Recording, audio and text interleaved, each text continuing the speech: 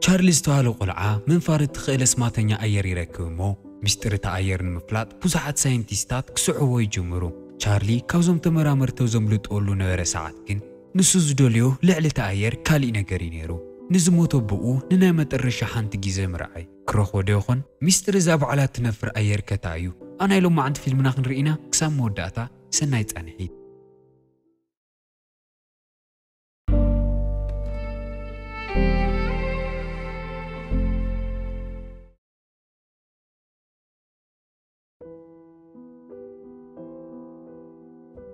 فيلمنا جمر تشارلز تهالو قلعة مسديو كاترن نودا من تخون تلجزيوم نجزوم تخديو أما نجدي تشارلي نديو أبو بيير كمت انتخويني حتى نساون دويلو خمز نورن كم زمت خمز نجران مليسات نجرو تشارل قتل بيلو لدوتو مخان خمز ذكرن تقول جزاز من ناز نور سايكل حيزو اللي خمت تخويني حتى كاثرينون دارد أنا جيرو نيرو حيزو اللي خمز مت نجرومو أفتخشني بقول مدلاين حجزات حتى جن بدأك نايتقرر مكينة دمت مسمعة تحيز وزن وردور هودريو أبو تقوين نمر أي ناقوية خيد جن أبو زيكونس أبو حكوتاتون اتبع المسؤول نمو عالزماتو قالوا تصدرون يوم نيرو درار ولي عنكود انكلو نمن تايبو خمزي متأه ندي كاتريني حتى كاترينون بررو تدناوغا خمز نورتن دونك خمز متأه نجيرا مسواقي حاصل ازريقو قلتفو نخدك استسودو اتمشيت جن تشارلي سايكل حيزو اللو خمت أبو يتبهو سلازنورة انكي داكسا كوفي دي تأنح بيير نفتوش تجازا خاطن كلون شارل خامرك أسي العالمو قبورنا قوي ورد اتاوهبتو أوي كم زلا حتمو حزلونا كفلهم زمت ينقرو اتاوهبتو كتمت كلاجن اتا تشارلز داريان ورد سايكل زي كونتس أير كوينات تسنح تشارلي منو حقوس يمثلن أبوخ حتى كلاجن حقوس كم زخون يزدارب ودو معرغن داي تربيش خمزولو زرقي بيرون أيرو سنكتو ورد قلتي فخم زي تلعالي ترديو يكرتا حتو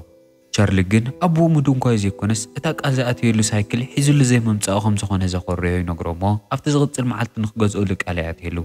اتا أير أفزغط المعالت خمزي جاوتو لانا جيروون ناور مودي سقلامو تشارلي دسيلوا خمزو اللوم سرقه نفسويتي خيد قول عاخلو أير جيليو بتعميم من خمزي نورن نمنتاي تشارلي تازاهو أير كم زي فوتيان لما حتى أفتزغط المعالت تشارلي مسمح عزوتو بتانايك قدم سايكلنا تجاوتن كلو أمانا نئساتو سلازنورت يودقمو تنادي دي ريحا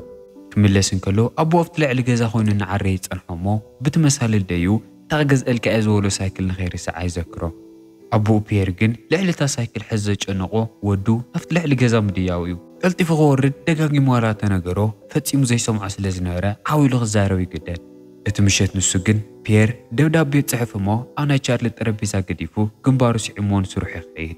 اتزغط النقوه تشارلي اتا دودابي تسي اغري أنكلو بتعمي حزين نيرو أبو اتا سايكل كم زي رسعان زي كل سراح سلازقت أمو دارس توصونو معالتات كم زملسني تحيفلو تمرت خيدن كلو نتاز فوتيا محازو مرسيدس سايكل كجزء له مخاني نقرا مرسيدس ناحق سايكل زجزء له خوينو كات زي تسمعا تسفا جيرات تليلو انكيت انحت انجو اخا بورساتو تمو نتخلاص نمرباش تدرويو اتون كالو ثراش حقود امبر اتممر لعلمت اني تناديدو كاو تمرت تمليسو جزء خلت صحن كلو تشارلو افدقو استفراليا مخاين دويلن يرئي أبوي تمليسو ديو خوني لنحاسه نوش تخاطن كلوغن أديونا خيدي رئيوا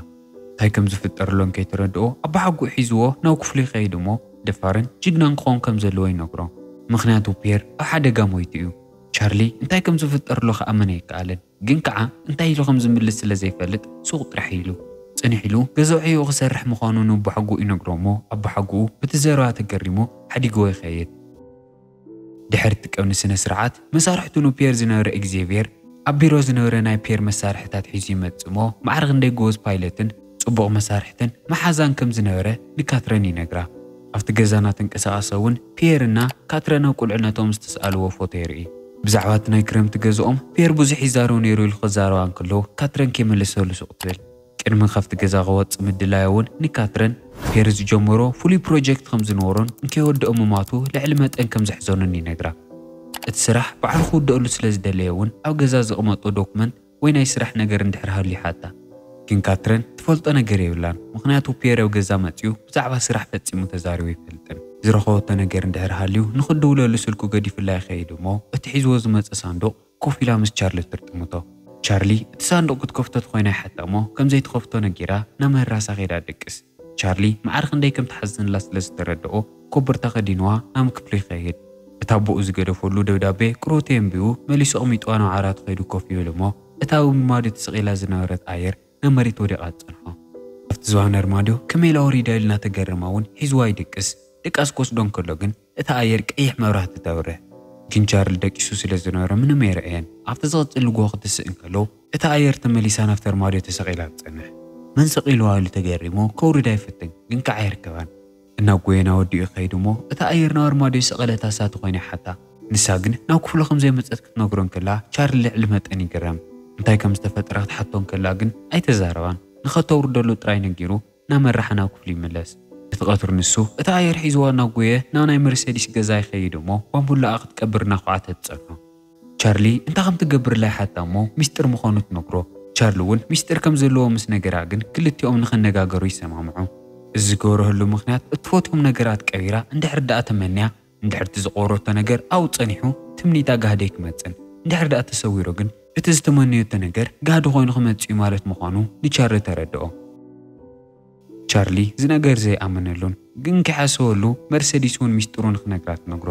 ቻርሊ ኣየሩ ባዕላ ከም ትነፍር ዋላ ተነገራ መርሴዲስ ግን ኣይኣመነትን። ሓቂ ተኮይኑ ንኸሪኣ ትነግሮ እሞ ቻርሊ ኣብ መሬት ኣቕሚጡ ነቲ ኣየር ክትነፍር ክእዝዛን ከሎ ኣይሰማዓቶን። ሓዚኑ ኣየሩ ሒዙ ክኸይድ እንከሎ እውን መርሴዲስ ሚስጥራ ንኽሰምዕ ጥራይ ሓስዩ ከም ዝተዛረባ ነጊራ እናተጻረፈት ተሰናውቶ። እቲ ዝቕፅል ንግሆ ቻርሊ ዋላ ገዛ ክጸንሕ ተደለየ ኣዲኡ ካትረን ስራሕ ስለ ትኸይድ ናይ ግድን ትምህርቲ ትወስዶ። ግን ክኸይድ ተኮይኑ ኣየሩ ክማልኣ ከም ዝደሊ ነግራ እሞ እቶም መማህራን ኣይትሰህርካ እምበር ክትወስዳ ትኽእል ኢኻ ምስበልዎ ሒዝዋ ናብ ክፍሉ ይኣቲ። እቶም መማህርቱ ብናይ ቻርሊ ኣየር ብጣዕሚ ተደኒቖም ስለ ዝነበሩ ይኸብዎ እሞ ካበይ ከም ዘምጻ ይሓትዎ። ኣቦኡ ከም ዝሃቦ ክነግሮም እንከሎ እውን ናይ ሓቂ ልቦኻ ሞይቱ ኢሎም ይሓትዎ። ቻርሊ ከይመለሰሎም ሱቕ ኢሉ እሞ እታ ኣየር ክምንጥልዎ እናመከሩ ደወል ተደዊሉ ኩሉ ሰብ ንናብ ክላሱ ይጎይ።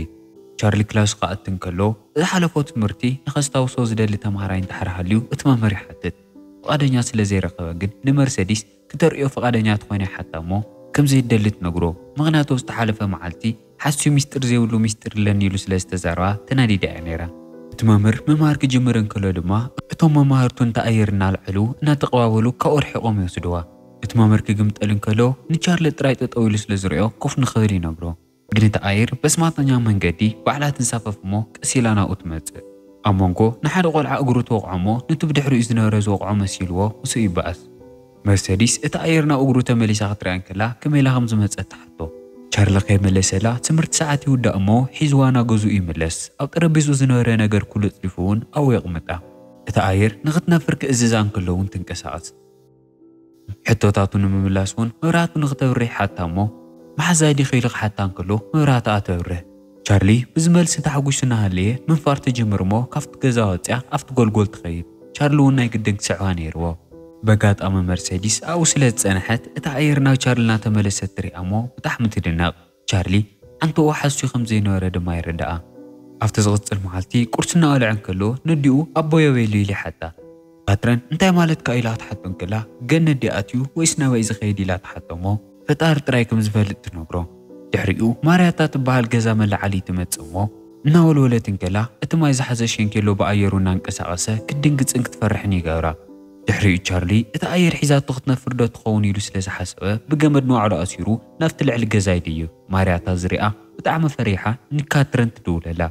ካትረን ተደናጊፃ እንታይ ከም ዝፍጠርሎ ንምርኣይ ብፍጥነት ገዛኣ ትመጽእ። ወላ ፈሪሓት እምበር ቀስ ኢላ ናብቲ ልዕሊ ገዛ ድይብ እሞ ቅድሚ ምንጣሩ ኣስጢማ ትሕዞ።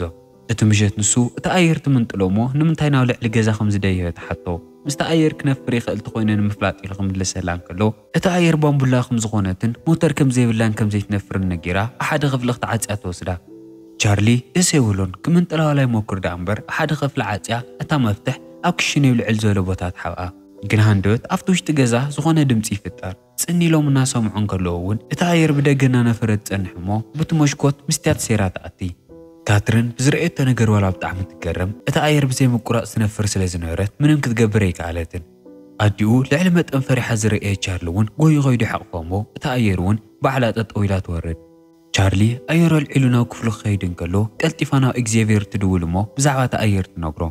ኤግዜቪየር እንከይዶም ገና ኣብቲ ገዛ ስለ ዝመፀ እውን ካትረን ኣብ ቀራሪኻ ነርካ ኢላ ትሓቶ። ምክንያቱ ብፍጥነቱ ብጣዕሚ እያ ተገሪማ ነይራ።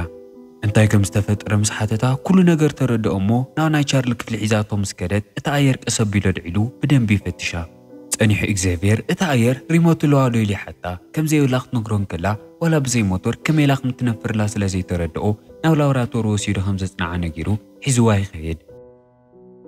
ግን ኣብ ማእኸል ለይቲ ቻርሊ ናብ ካትረን ይመጽእ እሞ ኣየሩ ናበይ ከም ዝኸደት ይሓታ ንሳ እውን እግዚኣብሔር ንኸጽንዓ ናብ ላቦራቶሪ ከም ዘወሰዳት ነግሮ እሞ ብጣዕሚ ይናደድ እታ ኣየር ሓደገኛ ስለ ዝኾነት ግድን ካብኡ ክትርሕቕ ከም ዘለዋ ተነገረቶ ዋላ ሓሳቡ ይቀየረን እናጎየ ናብቲ ናይ ኣቦኡ ንብረት ዝተጠርነፈሉ ሳንዱቕ ይኸይድ እሞ እታ ናይ ስርሑ ኣይዲ ምስ ሓዘ ጎዩ ካብቲ ገዛ ይወፅእ ካትረን ገና ስለ ዘይርአየቶ ክትገብሮ ትኽእል ነገር ድማ ይነበረን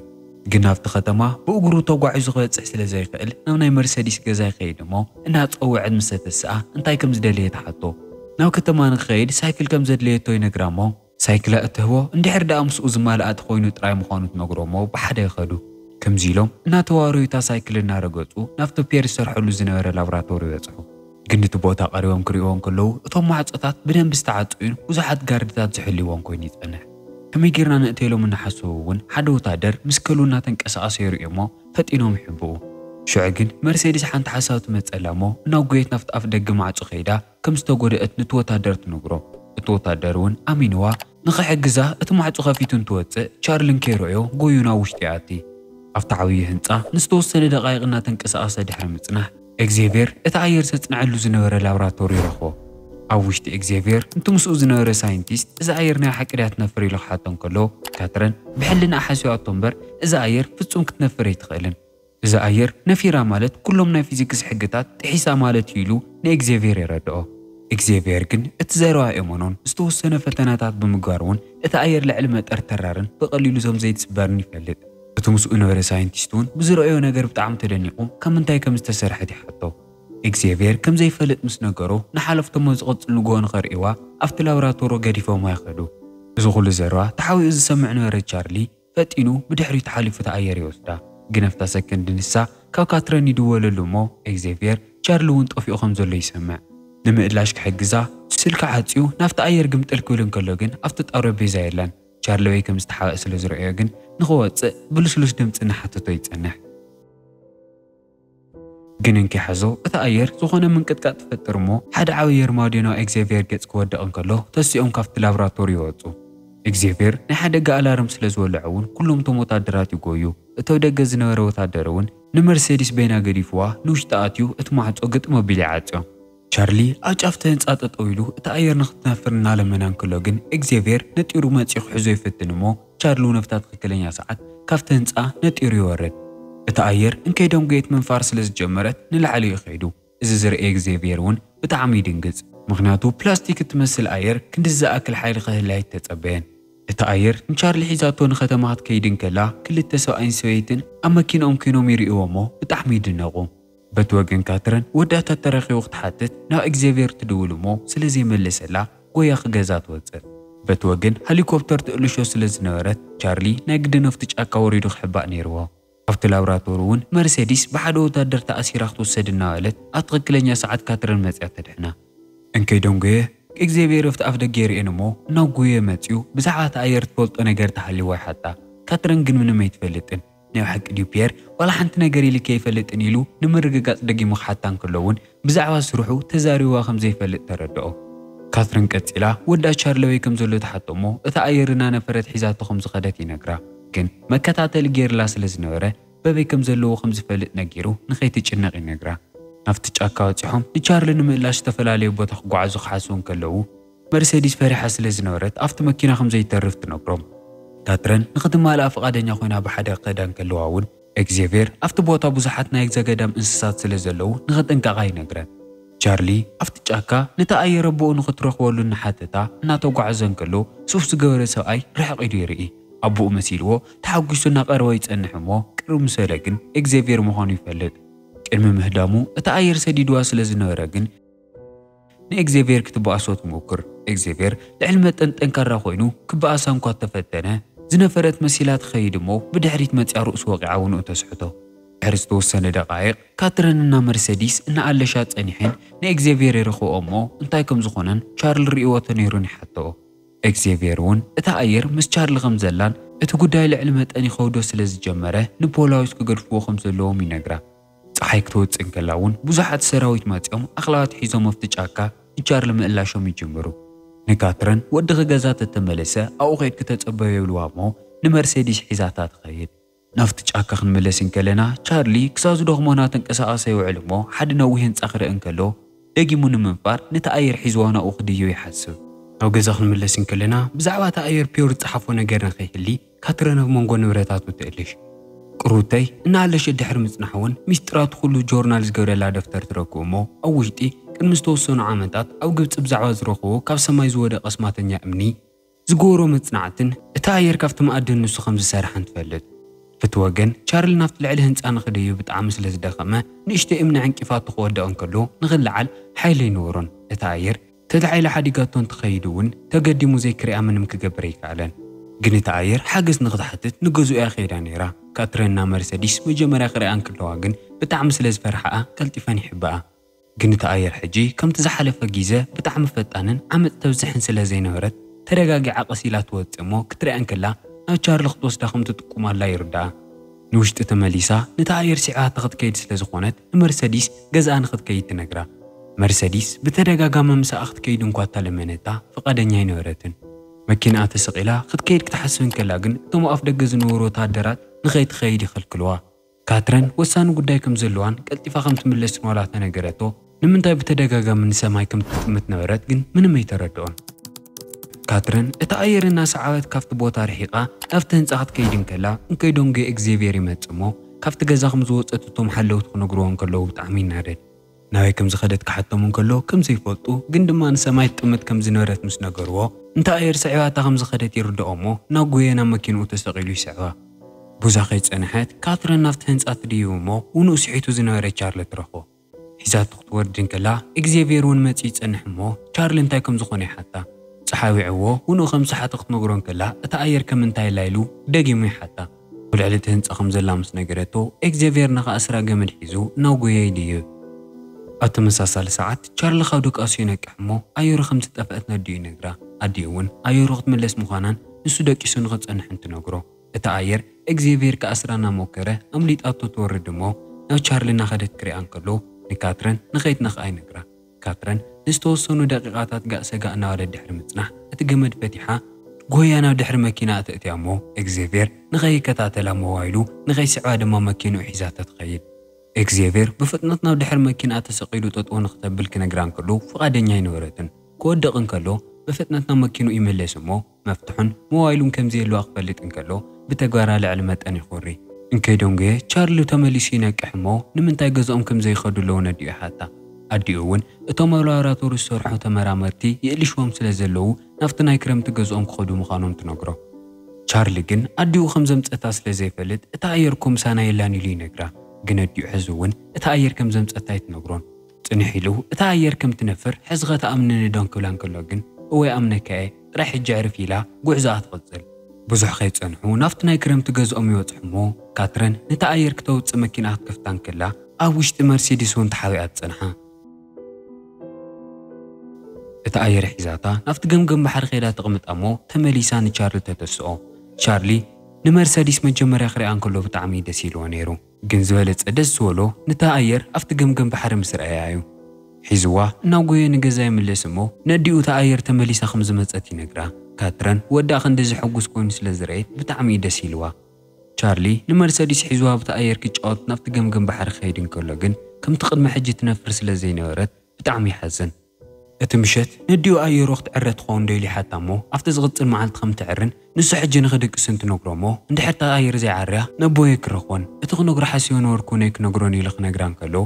ካትረን ብጣዕሚ ትደንግጽ ነቦሃ ትዛረቦ ተደሊኻ ኩሉ ግዜ ክትዛረቦ ትኽእል ኢኻ ኣይክምልሰልካን እምበር ኩሉ ግዜ ክሰምዐልካ ኢላ ድማ ሓዲጋቶ ትኸይድ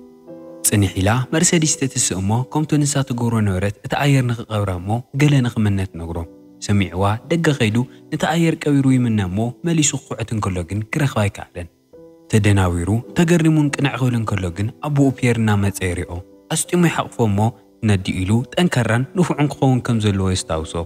ኩሉ ግዜ ንዓይ ክትናፍቐኒ ከለኻ ንሰማይ ጠምት እሞ ኣነ እውን ኣብኡ ኮይኑ ክርኢካ እየ ነዴኻ ከም ዘፍቅራ ንገራ ንስኻ እውን ንፉዕ ኮን ኢልዎ ናብ ጃልባ ይስቀል እሞ ቀሲሉ እናኸደ ጸኒሑ ናብ ኮኸብ ተቐይሩ ናብ ሰማይ ይስቀል